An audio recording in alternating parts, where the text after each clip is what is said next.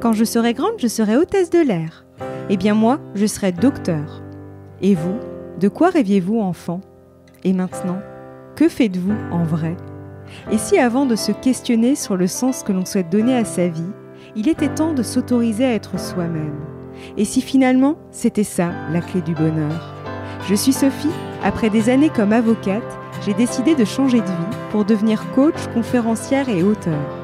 J'accompagne les personnes qui se sentent en décalage avec les autres à être soi et prendre leur place pour une vie choisie, riche et épanouie.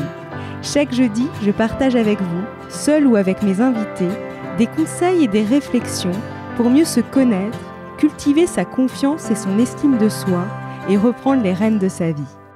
Pourquoi rester dans un travail qui ne vous correspond pas ou qui ne vous correspond plus?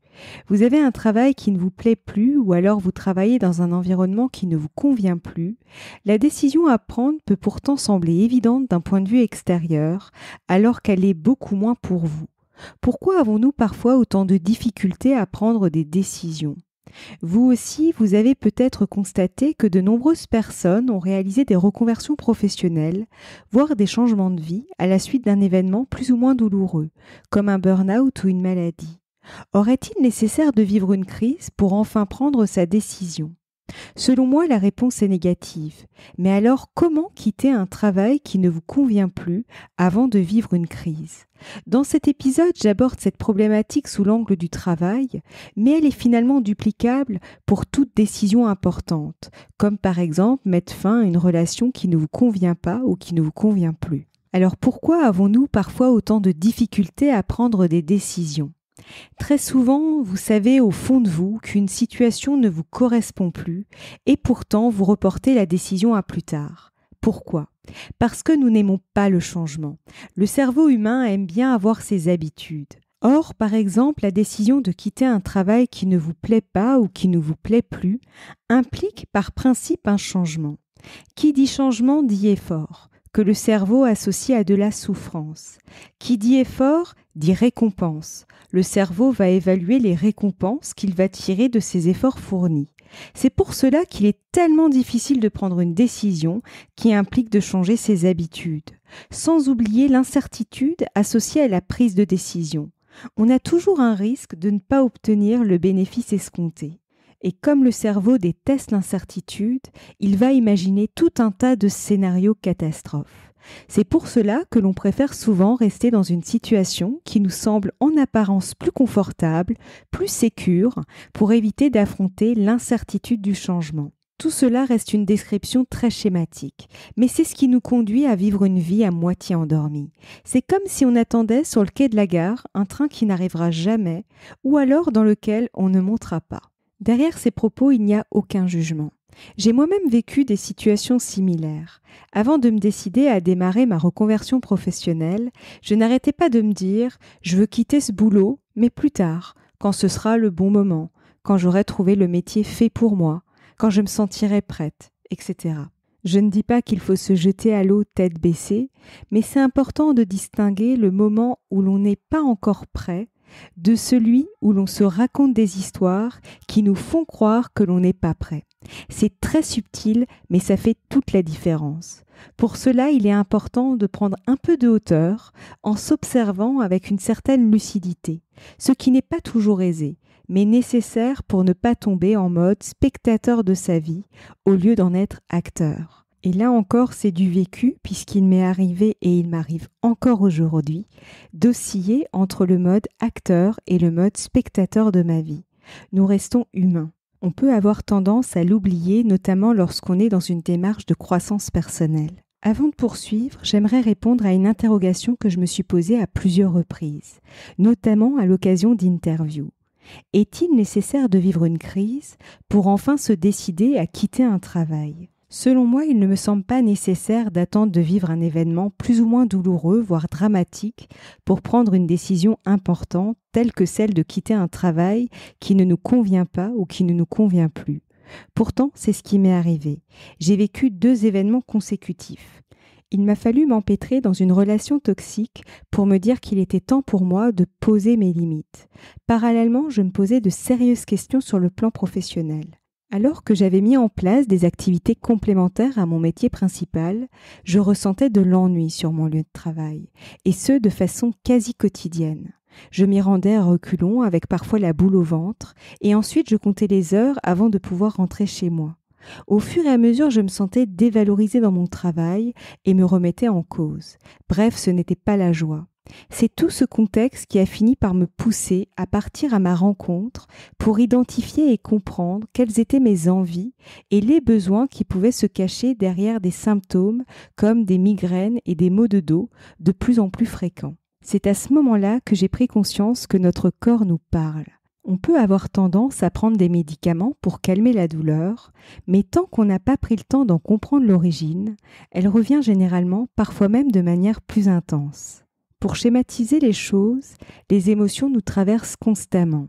En effet, nous vivons à longueur de journée des situations qui peuvent nous mettre en réaction, ce qui génère des émotions. C'est justement lorsqu'on les étouffe qu'elles se bloquent et se cristallisent à un endroit de notre corps. Elles finissent par s'accumuler et créer des douleurs, sans oublier que ces émotions sont en lien avec des événements du passé. Si vous voulez creuser le sujet, je vous invite à lire le livre C'est trop fort, paru aux éditions Leduc, écrit par Carole Pirotte et Nicolas Souchal. Ils expliquent très bien tout ce processus. Très souvent, c'est parce que nous n'écoutons pas les signaux de notre corps que nous finissons par faire un burn-out, voire déclencher une maladie.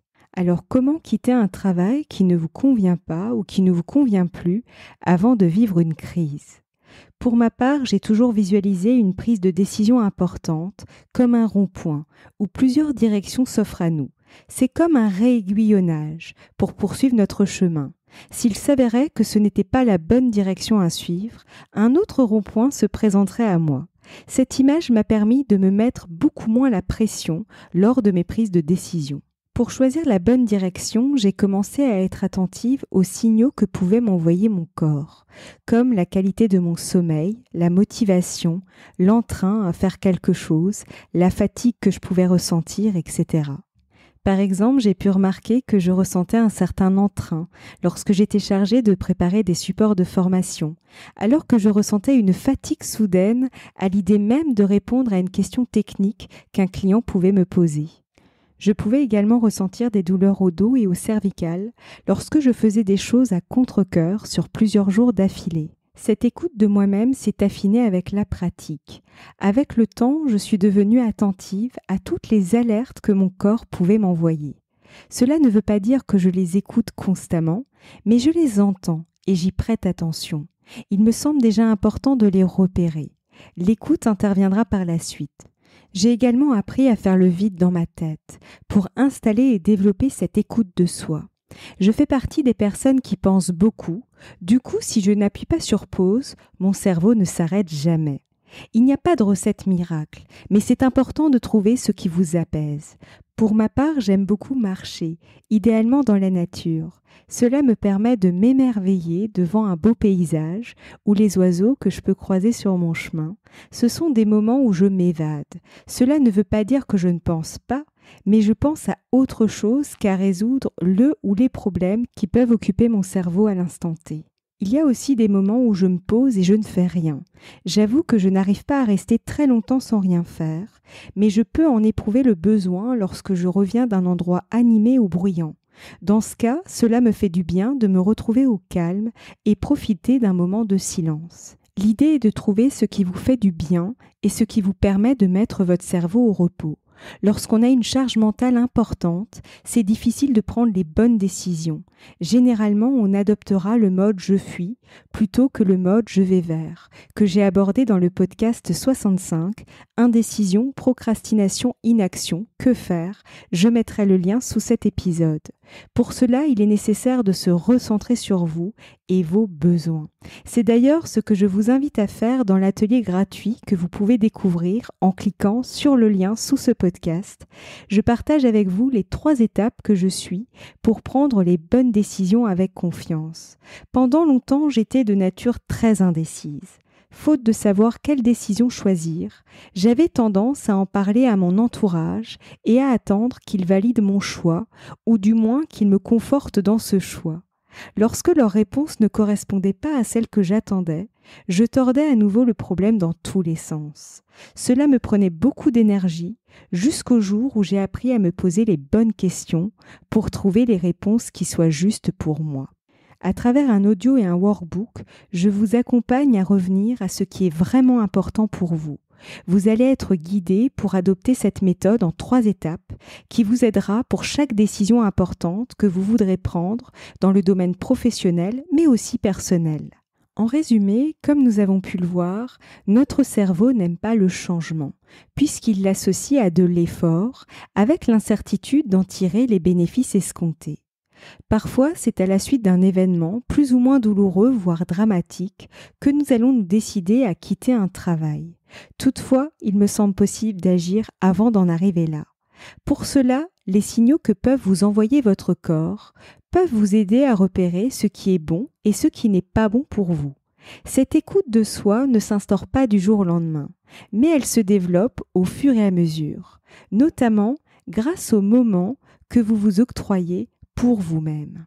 Vous pouvez ainsi préparer une transition étape par étape qui vous mènera vers votre nouveau projet professionnel. D'où l'importance d'avoir en tête ce qui est vraiment important pour vous. Cela vous servira de fil conducteur. C'est ce que l'atelier en ligne dont je vous ai parlé vous permettra d'éclaircir. Alors j'aimerais vous terminer cet épisode avec cette question. Quel sera le premier pas que vous allez mettre en place après l'écoute de ce podcast? Je serai ravie de lire vos réponses dans les commentaires sur YouTube ou en message privé sur Instagram. Vous me trouverez sous le compte Il y avait une. Si cet épisode vous plaît et qu'il vous semble être utile à d'autres personnes, n'hésitez pas à le partager. Je vous souhaite une très belle journée ou une très belle soirée et je vous donne rendez-vous la semaine prochaine. À bientôt!